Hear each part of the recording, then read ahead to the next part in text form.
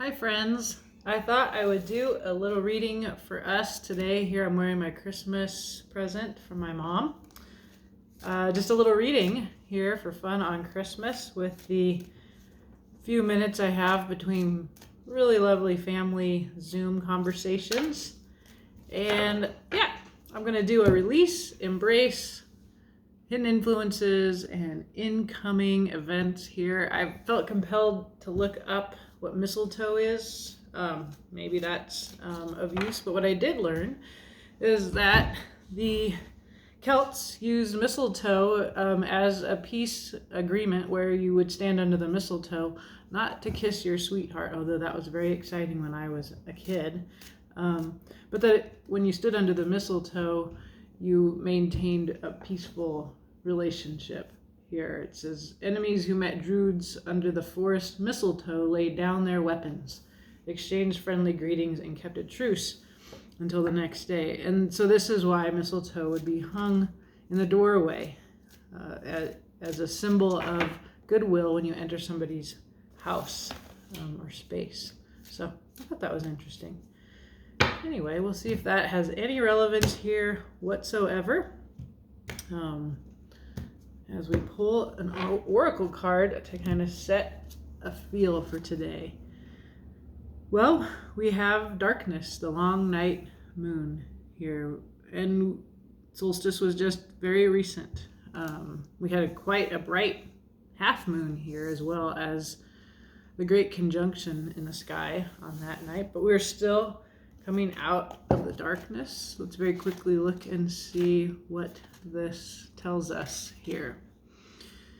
You're entering a time of introversion, a leaner time, or a time to turn inward to plan and strategize.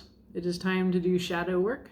It is time to focus on what... I'm just going to read that same sentence again. It's time to do shadow work, which will bring big dividends later on. Release what no longer works for you. The darkness needs to be there as much as does the light. Absolutely. So let's look here and see how, when we look at the cards, we learn more about this darkness, about introversion, about our shadow work. And so I'll lay down 4 cards here from the Klimt deck. And then we will clarify with the Light Seers. I hope you're having a lovely day. I am. Whew. So tell us about our shadow work cards. What's the message here on this winter day? It's Christmas here, which I am not a Christian, but I love Christmas. Okay. I was raised Christian. I love the music. I love the decorations.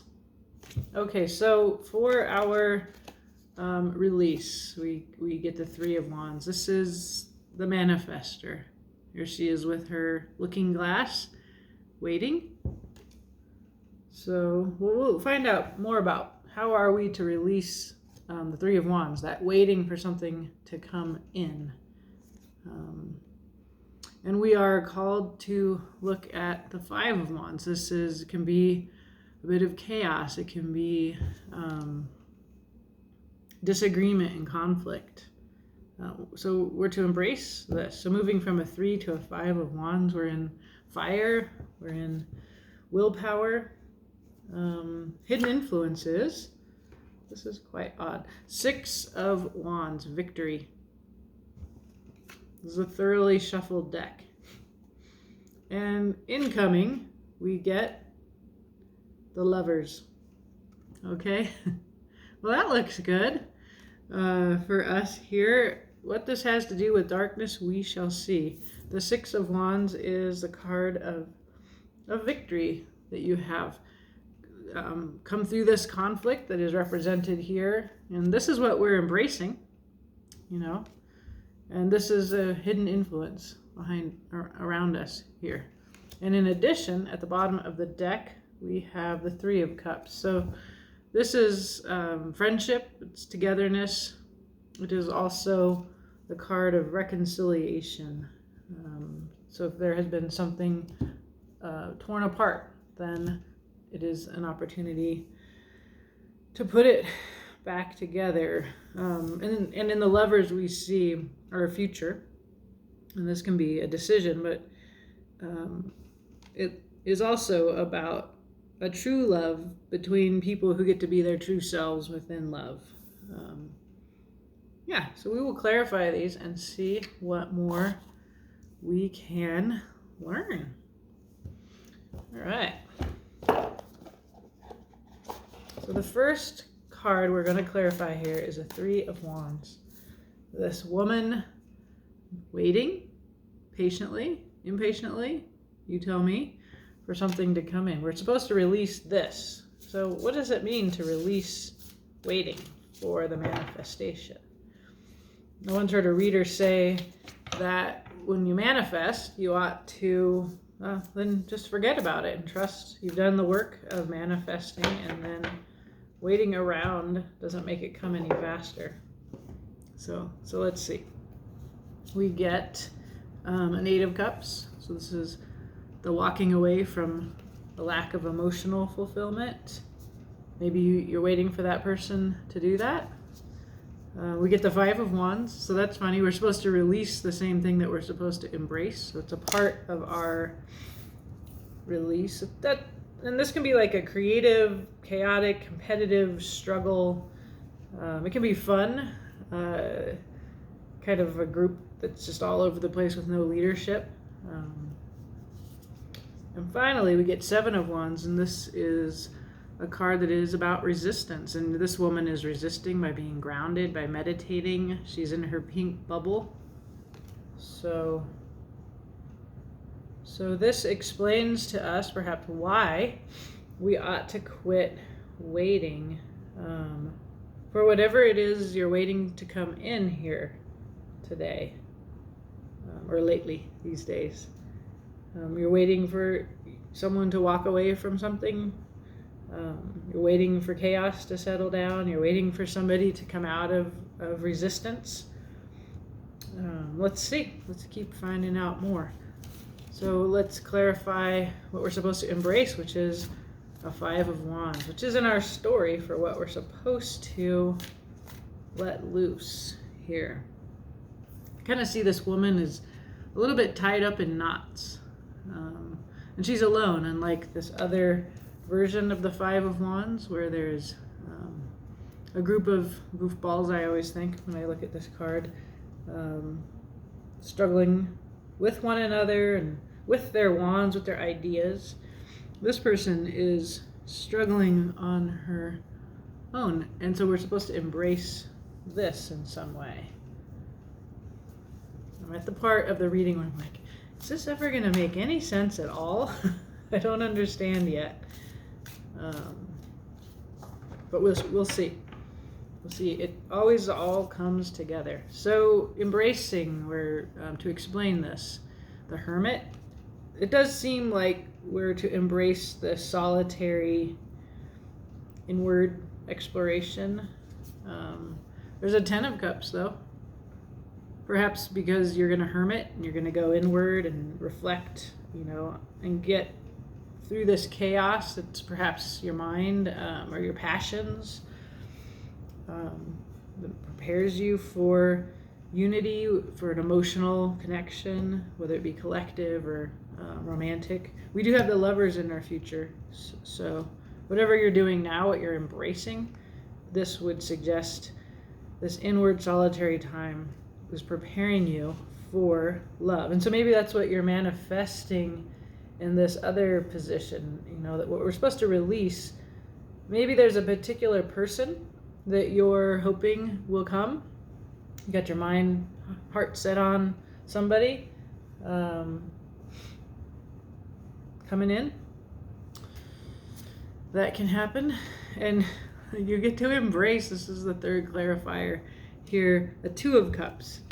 It would appear to me that when you come out of this chaotic, passionate confusion that is a part of what you're releasing, and do this more internal project of really embracing the way that this chaos is really inside of you. Perhaps it's a product of the stories that you have in your mind, the conflicts that are of your own making. When you go into the hermit mode and reflect on, your part in the conflict.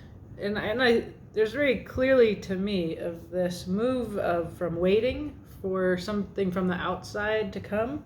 It's somebody, there's like everybody has to change so that you can have what you're manifesting, into this more solitary project with the hermit and this representation of the Five of Wands. The solitary project of looking to yourself in order to see what is preventing you from love, from a Two of Cups, from a Ten of Cups. And this goes to the advice that we're given, that it's time for some shadow work here. So this is exactly what shadow work does for us, is that, if this be what you have manifested, true love, it looks like you're going to have that according to the cards here in the future. But you have a process that you're going through of, instead of looking outward for your joy, to look inward for your joy. And this could be inside of you. And I was told as a kid that if you don't love yourself, you're not able to love anyone else. Okay, well, let's just keep going. Let's see, what is the hidden influence here, this card of victory? So we see another solitary figure. And victory is always about being solitary. You have risen above the fray that is, and the inner conflict that is the Five of Wands, or this Five of Wands is sort of external conflict or internal struggle. And I don't tend to think of the Five of Wands as being just an individual internal struggle. Sometimes that will look that's more of a swords kind of mentality. But in this card, because she's just tied up in knots, and we see the hermit and this inner work to become prepared, the shadow work to become prepared, the solitariness of victory as a hidden influence here makes really good sense to me. Okay, so let's clarify this card of victory. Okay. Victory over grief, regret. There's this passionate Queen of Wands. She's definitely victorious. And, wow, that's so crazy, because I saw this on the bottom of the deck while I was talking a minute ago. And there's the Four of Wands. This is really the goal that you want. Here's the Three of Wands. This was what you're actually told to release. And it would follow that the next card would be the Four of Wands. Here we see you're to embrace the Five of Wands first, and your victory will include a Four of Wands. This is union, this is togetherness, this is your soulmate connection. Everything is up above ground. To me, this means you get to be yourself with the other person. This is, of course, also in our future here with the Lovers, that we see a future of being. It doesn't have to be a lover. It can be just a bigger kind of love, if that's what you're manifesting. This kind of magical, fun, passionate person here she has also raised her wand in victory, and that I see her kind of blowing this magic towards this sad woman who, this is us doing our shadow work here in this time of darkness, and the light comes in, and then here you are, you're dancing with your best friend, you're camping, the sun is rising. The Four, it's a very stable phase, and this is a result of your inner personal victory over the struggle that you have to know what you think and know what you feel and desire amongst the crowd, right? So when we're in a Five of Wands, there can just be a feeling of disorientation and that everybody wants something.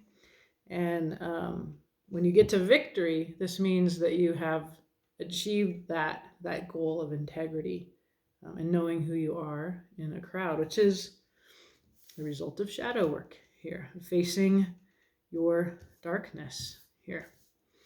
All right, fantastic. So the future, I just saw the Fool, new beginning. The future is the Lovers, and this is the beautiful classic Klimt image that is, one of the first cards that you send to a girlfriend once when you're in college, maybe. Beautiful ideal, snuggling under the covers kind of lovers. We get the High Priestess. So this is an intuitive connection. It may not be in the 3D. It may still be in the 5D. That is an energetic connection. But if you're already feeling this connection intuitively, trust your intuition. Wow, further connection across space here, the Star. This is complete wish fulfillment. Remember, you were told to release your manifesting, quit focusing, quit looking for that to come in. Here's your future. This is your wish coming in. And to me, both of these cards are full of magic, but they're also full of an energetic connection that is, it may be in the 3D, but it may be this kind of feeling of we're under the same stars. And here is the Three of Cups, which is a card of reconciliation. Why do I feel like that came out already? Oh, this was the underlying influence here. Three of Cups. We get it as a part of our future. Here we see true friends. We see people perhaps who have been separated, who are able to connect again. And, we may be separated still. We may be only able to connect this way, energetically, this way, intuitively. But we are connecting with a true Two of Cups, 10 of Cups, Lovers. I mean, this all of the love cards are here. Four of Wands. I've been getting this over and over and over again. So when I'm doing these collective readings, if I had met my soulmate in the past week, I wouldn't have been surprised. If you had met your soulmate within the past week, I wouldn't have been surprised. To me, the cards are saying over and over that there is some kind of true, reciprocal, honest love that is the result of shadow work, of finding integrity, of a process of hermiting and healing and knowing yourself and grieving. There's been grieving. It has resulted in victory. There is joy. And there is somebody very joyful that brings out your true self, who does not require you to change in order to be with them. This could be about our collective. It could be about, which is something else that I'm seeing in more collective readings, which is that there is a new energy of love. And I did hear an astrologer recently citing this Zachariah, who is some kind of a channel. And the channel, Zachariah, has predicted that we are entering into not just an age of Aquarius, but an age of love. And I see this connection happening through the stars energetically. Here we are looking at the Big Dipper all together here in the future. And I can't help but notice in this time of shelter in place, one of my friends in Scotland said, whatever level it is that we get to where it becomes legal to hug a stranger, I look forward to that, to these long missed embraces, whether they be romantic or with friends, with people outside of the little bubbles that we have created in order to sustain our hearts through this time. We look forward to meeting again as friends, Yeah. So that is our little advice on this Christmas day. If you celebrate Christmas on the short nights here of winter where the light is starting to come in, we're beginning to have signs of hope that we have made it through this dark night, where we are perhaps still, in the dark night of the soul that is so transformative, that takes us into victory, from which we may emerge as magical and full of joy and creativity as this beautiful Queen of Wands, to be with our loved ones, to meet our true love, to bring love into our universe, on a global scale or locally. If this is your manifestation, the cards say, all right, now go about and do the part that is your work to be a part of this new world, this new age of love. And that is our shadow work. So thank you for sticking with me if you did. That was the kind of story that I'm hoping for. I keep seeing it and I keep hearing about this from other readers and astrologers. There's going to be darkness on our way, but we're getting somewhere quite beautiful. And in the meantime, we're connecting energetically and intuitively with our loved ones. All right, have a great day.